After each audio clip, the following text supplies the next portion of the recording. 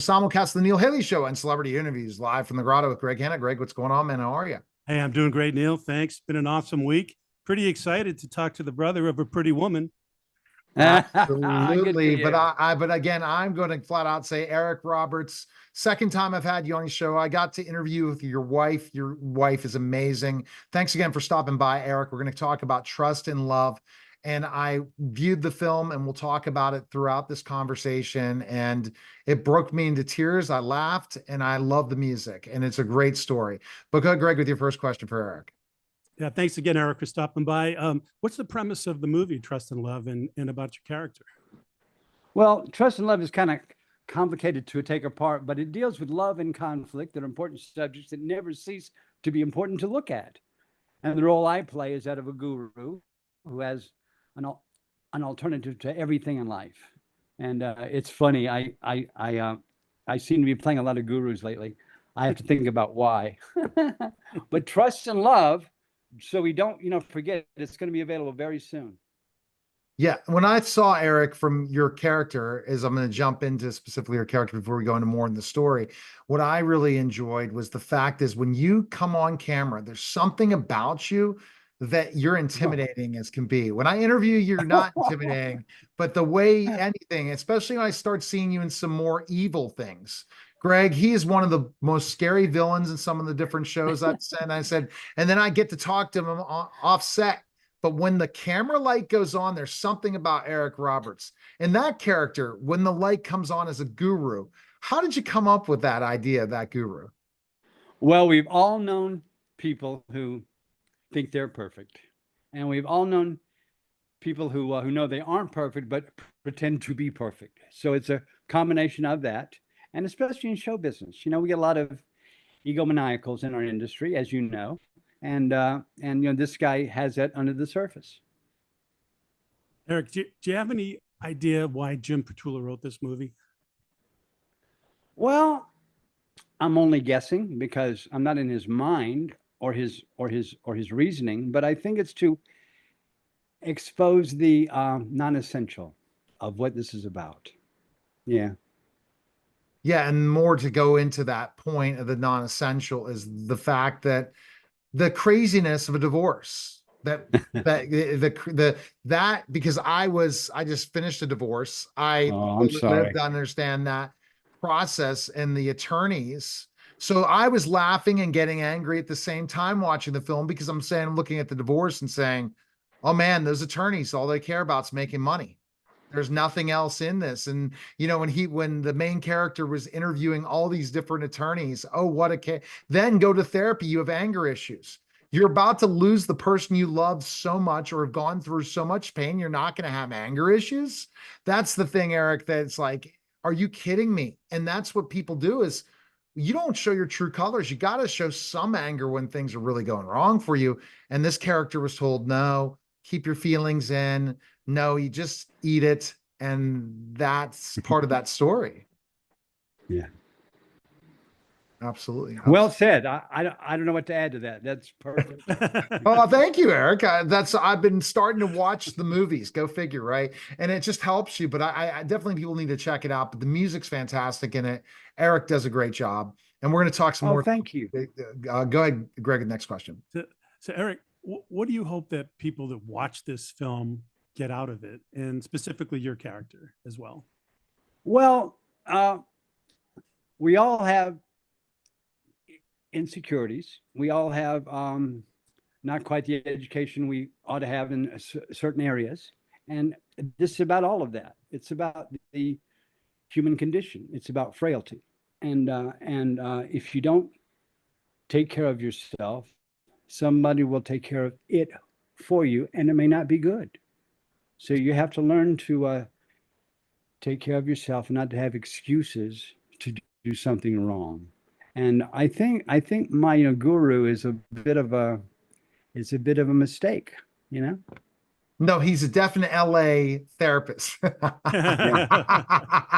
Yes, he is. And I'm not going to play an animal right now for you, Eric, with my anger, right? And go around. That's something people have to check in the film. Okay. No, thanks. I'm not going to go play an animal for sure.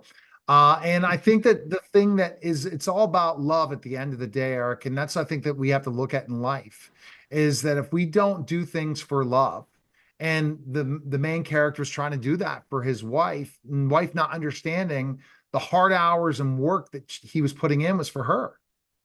And she didn't understand that, to see the time she put into, he's put in his family and all those different things. And I think that's the missing component. We all make changes in our lives and move forward, right? I think you're right. I think this is an oversimplification, but I think it's perfectly truth. And that's this. The Beatles said it best. All you need is love. And if you have love, you can overcome everything, but you have to love. You have to give love, you have to receive love, you have to share love, because love is for all of us, and we all need it to live. Absolutely. Definitely. Let's go ahead, Greg, with we can start asking some Eric Roberts questions if we have you some more time. Anything else to add? People need to definitely check out the film. It's going to be available what date, Eric? Was that a question? Yeah. Would you know when the date the film's going to be available? I think it's in the mid-August. And You'll have to ask my boss. okay, I'll have to ask your boss and we'll go back and put that in. So let's go ahead, Greg. Any other questions for Eric? Like, Yeah, I've got a couple questions. Eric, what made you want to get into acting? How was it having Julia for a sister? I mean, stuff like that. Okay, which question first? All right. How did you want to get into acting? What made you do that? Well, as a little boy, I had a terrible stutter. And you know how you go around, the room in like first and second grade, and everybody reads a line or a paragraph. Well, Yeah. they'd get to me and I would stutter and the class would laugh. It was so humiliating and so hard for me. But I found out I would count the people, count the lines, find my line, I would memorize it, and then I could say it. So that Wow. was my first acting, was in class having to read. And then I told my dad, if I learn what I'm going to say, I don't stutter. And so he put me in an acting class, and that's when it all started. That's That's really great. amazing. And the other question was about my babies. Yeah. Yeah. And the other question was about my baby sister. Yeah. There was. The What do you want to question know was, about Julie? what was it like, having her as a sister growing up, and then, having her get some great fame going? It was fun. She was always a lot of fun and very funny. And she made a few movies she was great in, and then made a movie that went through the roof and made her the biggest star in the world for many years. And I love Julie like I love my life, all day, every day. I think she's cool. And Eric, I think that people don't understand, you were the star before Julia, with some of the stuff when your career, when you started. But see, we were never in a contest for stardom. I was an actor who got famous. She wanted to be a model, but then saw my life and went, I want to act. And I said, okay. And I put her in a movie with me playing my baby sister to get a Screen Actors Guild card. And then she did all the rest herself. And she's a wonderful actor and a wonderful mother and a wonderful sister, and I like her. That's fantastic. What do you else? have what do you have in other projects coming up that you have under wraps, or that's coming Okay, up for you? you're asking a huge question, and you have to go to imdb.com to get that answer, because Okay. they know about me better than I know about me. And I have about 60 things in the oven. Probably 10 of them will come through, but I don't know what they are yet. And Eric, what do you think, keeping the work, being a working actor, what do you think that it makes it so you constantly are working hard and getting the opportunities in so many amazing shows, and you're seen everywhere, it seems like, Eric, in so many ways?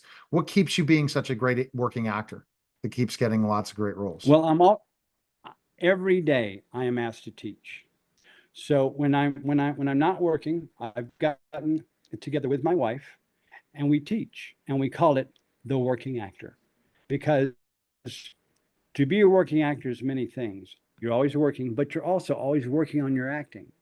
I read stuff. I read a script every single day of the year. And I'm just one of the lucky ones. You know, when they took film, excuse me. Excuse me, could you close that door, please? Thank you. Okay, where were we? I'm sorry. Yeah, we were talking about working actor. Every day you're reading a script. Go ahead. Oh yeah, and you just have to realize that acting isn't something that you do offhand. You have to get in it. It's like welding. You don't weld with one hand and glancing. You concentrate, you focus. It's the same thing. Only the better the actor, the easier it looks. So the better the actor, the more it invites other people to try it because it looks so easy. But it's only easy because you've mastered it a bit. Wow. He's mastered it, especially as a A villain. bit. I'm scared. I'm scared of Eric as a villain. And Well, I'm his- 6'10", 280 pounds former pro wrestler. And I'm afraid if I would have to get in front of you with some of your villain characters. You are so silly. That's funny. I love it. But it's true, you know, Eric's got that amazing poker face, and then he pulls out this voice that, where did that come from? It's scary. It's good. So It's funny. My grandfather and my father and I all had the exact same vocal tone to our voice. We could be either three of us on the phone. Oh man. Yeah, it's That's funny how that amazing. worked. Eric, what's the favorite movie of yours that you acted in? Well, that's a big too, because I got hundreds and hundreds and hundreds of movies. So I have many favorites: King of the Gypsies, Star 80, Runaway Train, It's My Party, Love is a Gun, and Purgatory. That's about 1% of my movies, and that's my favorites. Cool. Those are my favorites. Okay. I have you in favorite on certain shows when you were a bad guy in Suits. You were vicious in Suits. That's for and Suits is making another big run. You know that, right, Eric? Or are you going to make a return? I do. Yeah. I do. I get stopped by people I do not expect to stop by. I've been watching Suits, and they love the show. Yeah, it's reborn. It's reborn, and they said a new season. I have no idea, but like I said, we need to get content created. And thank you, Eric, for creating content right now in the dead of the heat, because we're missing content on these on these platforms. That's for sure. And I would. So, are you on a hope now that finally things are going to start picking up more, even though you're always busy? Meaning, like that, we're going to start seeing a lot more content coming out in the next year. You're hoping? I don't know. It's all up in the air, and I'm just one of the lucky ones. You know, they took film and they gave us digital, and with the digital, everybody with the camera was their own like studio, so they started calling me direct. So about 1996, 7, or 8, in there somewhere, my wife comes to me and says, "Honey, we're getting 30 to 50 offers every day from all over the world. Do you want to go try this?" I said, sure. I thought last couple of months, a year. And that was almost 30 years ago. And so it's just been crazy because everybody's making a movie and a lot of them want me in them. So it's a lot of fun for me. What's your favorite character or type of role to play? Well, the most involved I ever got with a character, because he was way away from me. It's actually two characters. They were not like me in how they did anything, how they dressed, how they walked, how they thought, how they kissed. Anything was not like me. And that was Paul Snyder in Star 80 and Paulie Gibboni in the Pope of Greenwich Village. Those two guys are so far away from me that I had a great time playing them because I could see them like way at a distance. So they didn't eat me up. I got to play them, and they were both very hard roles to play. And I had very good directors both times, and I had very good co-stars both times.